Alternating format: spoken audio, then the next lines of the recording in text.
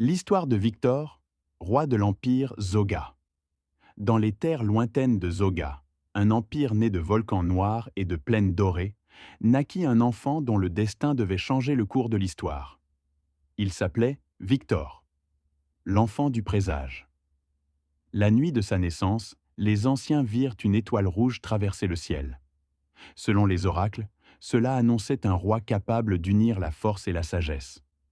Victor était le fils du roi Arcane Ier, un conquérant redouté, mais aussi d'une reine érudite, Maëlys, qui lui transmit l'amour du savoir.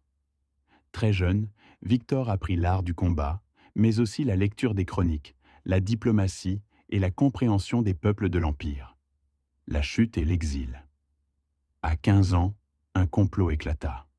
Le roi Arcane fut assassiné par le général Coran, avide de pouvoir.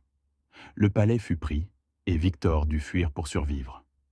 Pendant des années, il vécut parmi les peuples oubliés de Zoga, berger des steppes, mineur des montagnes, navigateur des mers de cendres.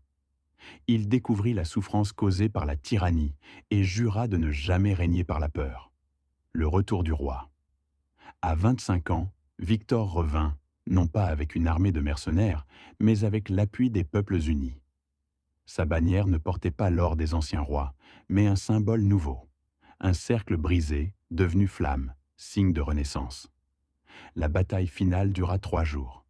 Victor affronta Coran en combat singulier et le vainquit sans le tuer, le condamnant à l'exil, un geste qui marqua la fin de l'ancien empire de sang. Le règne de Victor couronné. Victor Ier, roi de l'empire Zoga, il transforma le royaume.